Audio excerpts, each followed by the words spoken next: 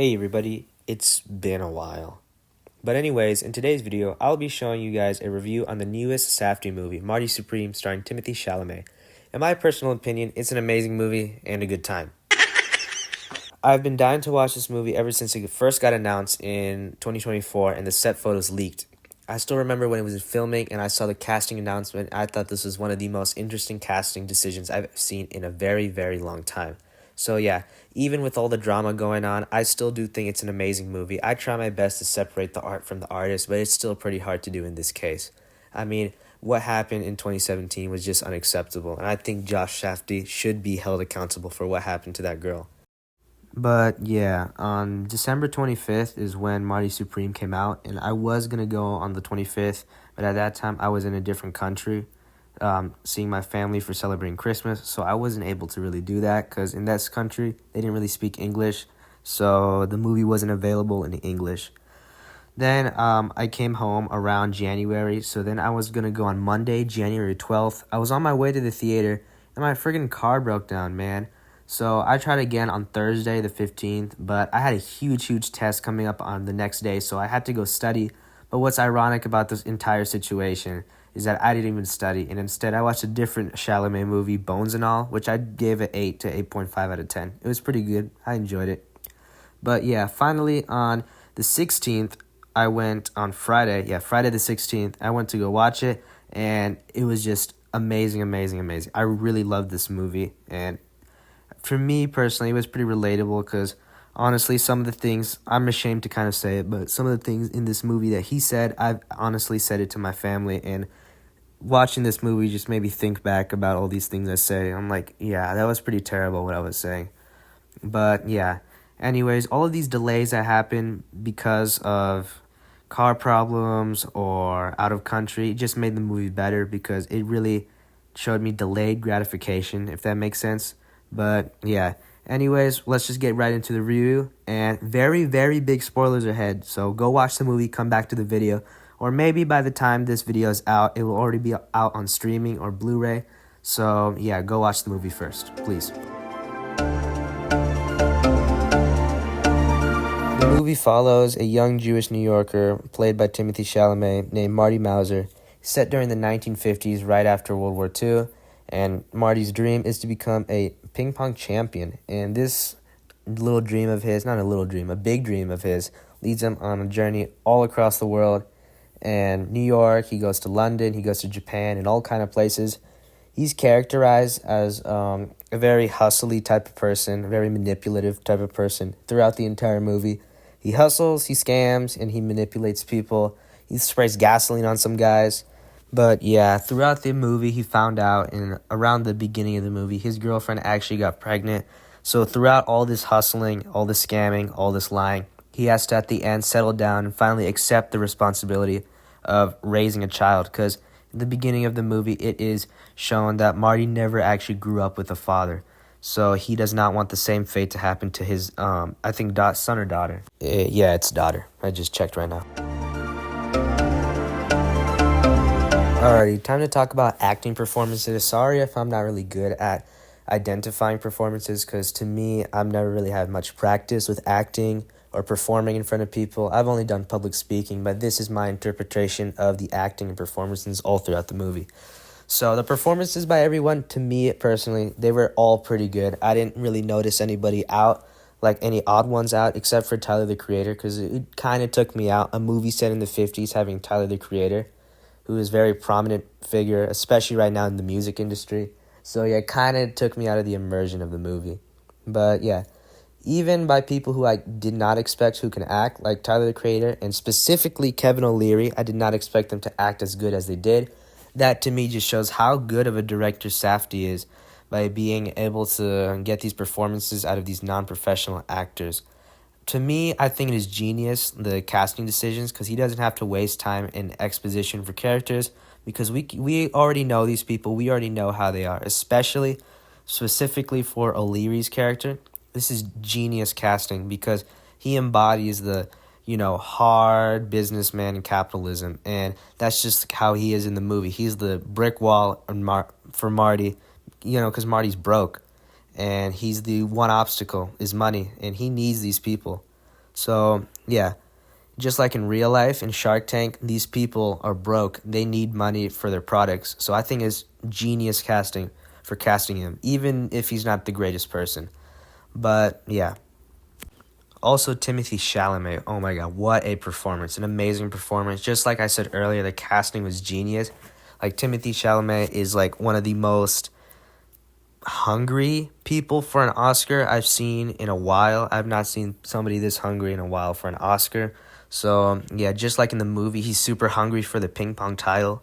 So, yeah, I think this is also really, really perfect casting. Chalamet, honestly, he kind of just does play himself, but just turned to 11. So, yeah, this is just very good casting. And it's a very good performance. I can definitely see why he's getting a lot of buzz for awards season.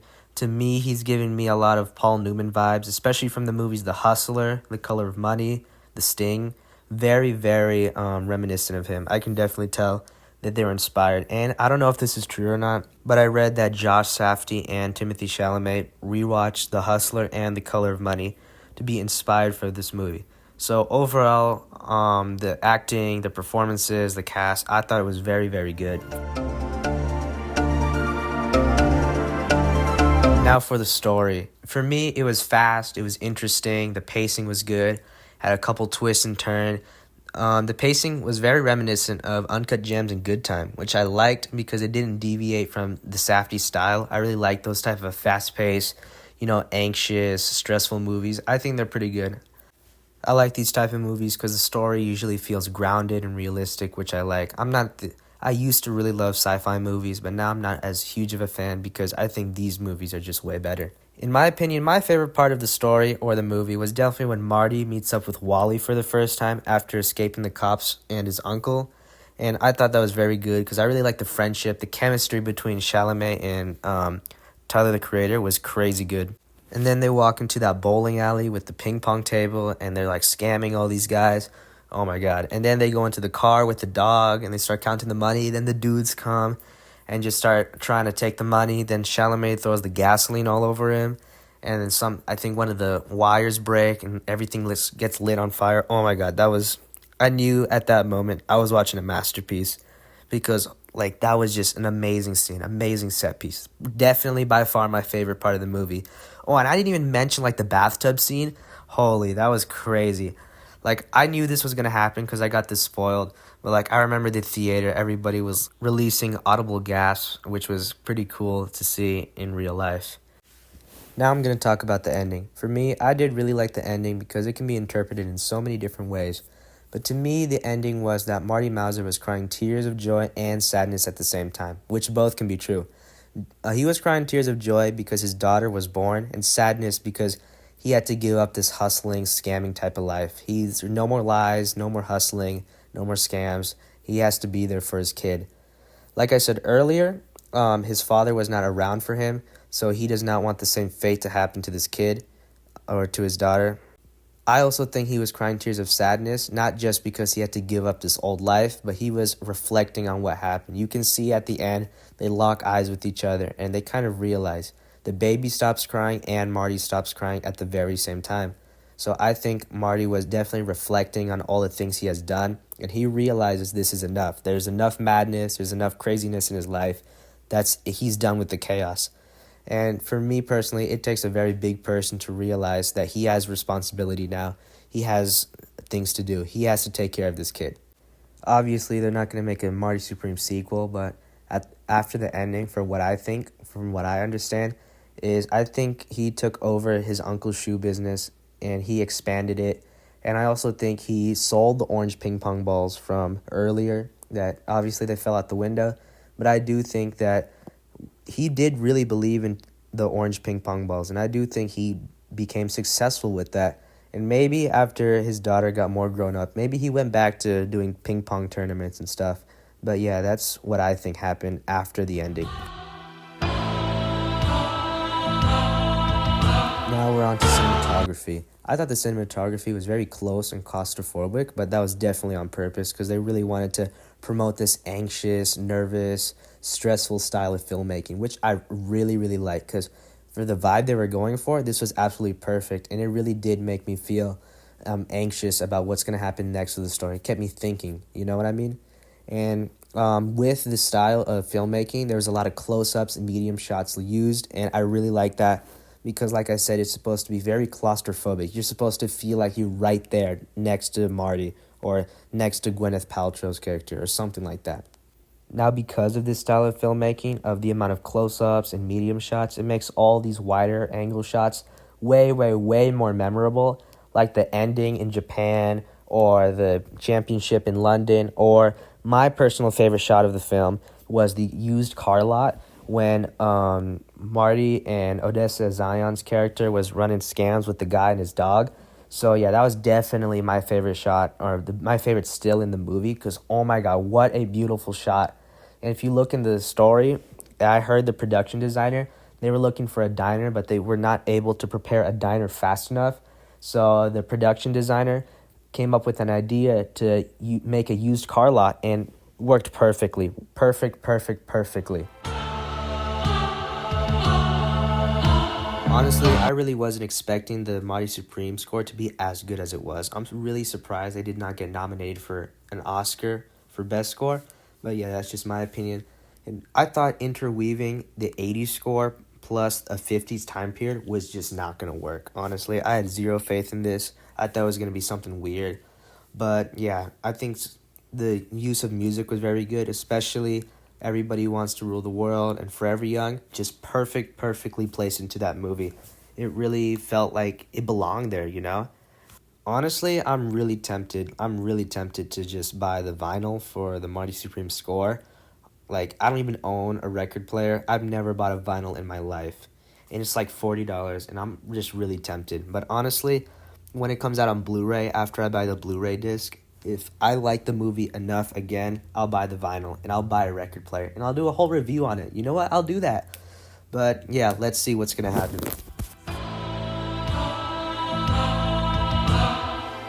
My overall thoughts on the film, I thought the film was pretty amazing. One of my favorite theater experiences I've had. But yeah, for the past couple of days, honestly, I've had an urge to just go and rewatch it.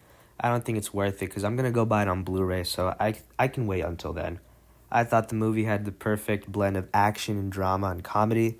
I thought it was very good, especially the dialogue. The dialogue was very good. It reminded me a lot of The Color of Money, like I said earlier, The Hustler. It reminds you of those type of movies. At the end of the video, I will be giving you a lot of recommendations if you like this movie or you want to watch something similar. Honestly, this really isn't connected to the movie, but watching this movie, watching Marty navigate through this world, and watching what Marty says, this movie has made me reflect on my own life, because some of the things he has said, like his family was sabotaging him, I've said that to my own family, and it just made me reflect and made me really hate myself for saying this, because that's very harsh to say. Don't say that to your family. Or this one time in the middle of the movie, he told Kevin O'Leary's character that he doesn't want to join the Harlem Globetrotters because that and halftime is where everybody goes to the bathroom. And a couple of years ago, I got a bunch of offers to join marching band in high school, and I said the same thing, that I don't want to perform while everybody was going to the bathroom. So I guess that was a pretty funny parallel. But yeah, honestly, I was pretty surprised to see how much I related to Marty. And yeah, the movie did open my eyes. So yeah, I was telling my mom a recap about the movie, and she said Marty sounds like somebody I know. Obviously, it's me. But yeah, I didn't expect the movie to make me think about my own life this hard. I swear, every Chalamet movie makes me think, especially Beautiful Boy. Oh my god. Like, I could not function that day, dude. I was just thinking, reflecting about my own life and my own choices. So yeah, it's around the end of the video. So right now, I'm just going to give you some recommendations. And in my opinion, I thought Marty Supreme was a 10 out of 10 film. And it's definitely top 3 of the year. My number 1 is definitely Sinners, followed by Marty Supreme. And in third place is One Battle After Another. So that is my rankings. If you have a low tolerance for stress or anxiety type of movies, I would definitely steer clear from this movie, or maybe just watch it once when it's out on streaming. But yeah, it even made me play ping pong again. I've not touched that game since 2021. It's already 2026. I just started playing ping pong again. I love it. So now it's time for the recommendations. and I'm going to give you some good recommendations for similar films like Marty Supreme. So I would start with other Safdie films like Good Time and Uncut Gems. And you know what? I'll throw The Smashing Machine also by Benny Safdie only. And those are really similar. I don't know about The Smashing Machine. I haven't seen it yet, but I will eventually. Also similar films, Whiplash, because of the obsessed person, Black Swan, Raging Bull, There Will Be Blood, because those are all people obsessed with their occupation. Some characters similar to Marty would be Paul Newman's character in The Hustler, The Color of Money. I watched The Hustler first because it's a prequel to The Color of Money, and those films are really good, especially as it deals with hustling and stuff like that. Another movie of Newman's I would check out is The Sting, because he also plays a con man in that movie, and I really like The Sting. Honestly, out of these three Newman movies, I think The Sting is definitely my favorite. I give it a 9, almost a 10 out of 10. Second rewatch, I'll give it a 10. If you want some more main characters that are similar to Marty, I'd watch Catch Me If You Can and Wolf of Wall Street with Leonardo DiCaprio, because those are also con men, really charismatic people who get what they want through manipulation. And if you want the precursor to Marty Supreme and the Safdie style, I would watch After Hours, because After Hours is just a ride, man. I don't know how to explain it. You just got to watch it. And some other movies that are not so similar, but I would also recommend checking out Mean Streets. Another Scorsese movie, is pretty stressful towards the end. And it reminds me a little bit of Marty Supreme. So I'd definitely check that out. Also, Dog Day Afternoon, it's also pretty stressful. I mean, you can just see how much Al Pacino just sweats in that movie. Other movies, like Moneyball, it's a sports movie. It's also about money. Once Upon a Time in Hollywood for the old vibes, or if you want to watch a movie around that time period. Forrest Gump is good because it also has ping pong elements in it. It's not a ping pong movie, but Tom Hanks does play ping pong in it. And debatably, I don't know, I thought High and Lows was pretty similar by Akira Kurosawa. So yeah, I would definitely check that out. It's a 10 out of 10 movie. I love it. But yeah. Also, I'll watch some other movies that came out this year. One Battle After Another, I give it a 9.5, 9 out of 10. Sinners, my favorite movie of the year, 10 out of 10. Frankenstein, 9 out of 10, very good. Mickey 17 was also pretty good, starring Robert Pattinson, my second favorite actor of this new generation. But yeah, right now my favorite is definitely Chalamet. And I give Mickey 17 an 8 out of 10. So yeah, I will see you guys in the next video, and comment down below if you like these type of videos, movie reviews, and I'll see you guys in the next one. Goodbye.